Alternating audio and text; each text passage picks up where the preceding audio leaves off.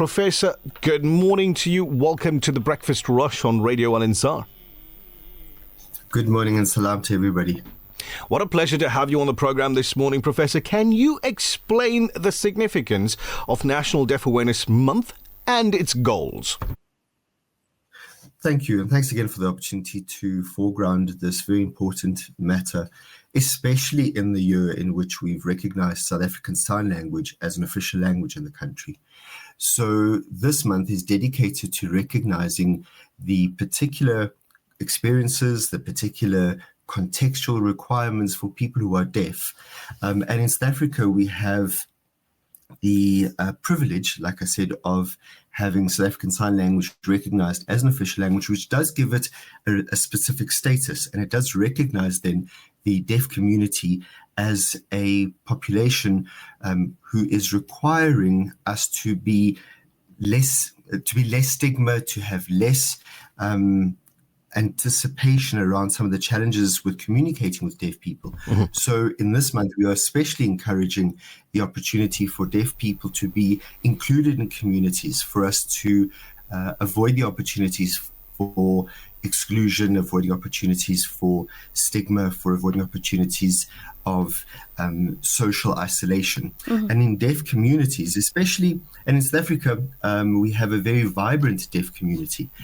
We have a long history of deaf education in the country, the development of deaf communities, deaf clubs. So it's very important for us to recognize this as an opportunity to, especially, and another consideration is in Heritage Month. So recognizing the diversity of our cultures, the diversity of our languages, and the diversity of our society. Prof, what are the common causes of hearing loss, and how can people recognize the symptoms early? Sure. So there are very many reasons. Some of the reasons are acquired deafnesses. So those are deafnesses that we may acquire in our lives, maybe due to noise exposure, maybe due to certain illnesses such as mumps or measles or meningitis. Some of the acquired conditions come through from exposure to certain ototoxic medications or certain ototoxic elements. So people who may be receiving life-saving chemotherapy may also then be at risk for hearing loss, because the chemotherapy is a very strong medication, and so it may have an impact on hearing. And there are also conditions that might be due to trauma, due to injury, etc. So those tend to be some of the acquired deafnesses. Mm-hmm. And then there are also the congenital deafnesses, so deafnesses that maybe a child is born with, so maybe due to the mom having had measles during pregnancy, or having had cytomegalovirus, or a range of situations that may have arisen during the pregnancy that have resulted in congenital deafness. Mm-hmm. But there are also deafnesses that run in families. So there are some genetic deafnesses where there may be families where there are members of the family who have been born deaf, and there is then a likelihood that subsequent children may also be born deaf. Indeed, thank you for that. How does hearing loss specifically impact children in terms of language development and education? So language development, as we all know, is something that happens quite naturally for many children.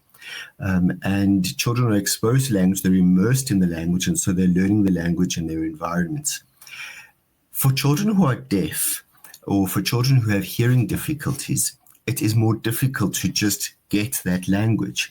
And so very many times, children who are born deaf may be born to hearing parents, and so they don't get the language exposure, so they don't have the opportunity to hear, so they also don't learn the language, and so their language may be delayed, especially because they're not getting the auditory signal. Mm-hmm. And so it is important for children who are deaf to be diagnosed quite early, so that there is an opportunity to encourage language development. And so be it spoken language or signed language, but to have the language develop. And so the kinds of difficulties that we often see with children who have hearing difficulties is if somebody's born deaf, then there's a delay in the language acquisition and difficulties in hearing certain of the sounds and then reproducing those sounds. Other children may also develop what's called an otitis media, and it's very common in children where they get an ear infection, what we call a middle ear infection. And so then that's when fluid builds up in the middle ear due to an infection, not fluid from swimming or bathing. That's another thing, that's otitis externa. But many children get otitis media, so a middle ear infection where they then struggle to hear. It's like if we imagine us in the bath or in the swimming pool and somebody's talking, there's fluid in our ears, and that's very difficult to hear. So children may have those difficulties, and then they may struggle to also pick up some of the sounds, the language. But also what we see is that children may develop something called auditory processing difficulty. So because there have been interruptions in their hearing because of the otitis media, because of the infection, they're hearing, then they don't hear, then they hear okay, then they hear somewhat okay, then they may be able to hear physiologically, but the way that they process sound may be impaired. So there are these various challenges that we expose to in terms of hearing and language development right from an early age. Having said that, though, we're very fortunate that the way technology has progressed, nowadays we can screen hearing from as early as 6 hours old. So when a baby is born, the baby can be offered a hearing screening through something called otoacoustic emissions. And then if that's a clear response, there's follow-up later if need be. If the responses are unclear, then there are opportunities to do some more screening and then diagnostic assessment, so that we're not very delayed in our identification of deafness, but rather identifying babies very early on to then give the kind of input we were talking about earlier, the language, be it spoken or signed, but being able to offer opportunities for hearing aids if need be, or any other sort of support that the child or the parents may need. Prof, as a final question for this morning, what steps can families take to support loved ones experiencing hearing loss? So I guess the first thing, and this is a given, is love. We need to be able to make sure that we recognize the importance of love in all of this. We can't exclude that.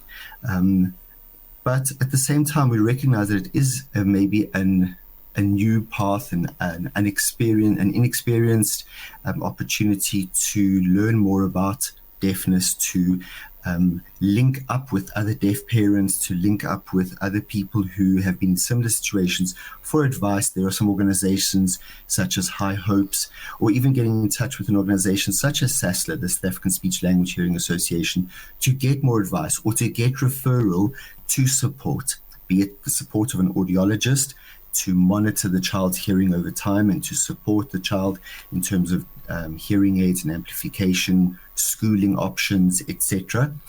So there are a range of different opportunities. So I'd encourage people to get in touch with the audiologist, Speech Language Hearing Association, etc. Absolutely.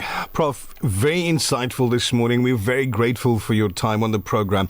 And, you know, with you and your team's work in the or at the university, we want to wish you guys all of the very best, and thank you for your time. Thank you very much for having me. Take care and good morning. That was Professor Victor de Andrade, an audiologist and associate professor in the Department of Speech Pathology and Audiology at the University of the Witwatersrand in Johannesburg.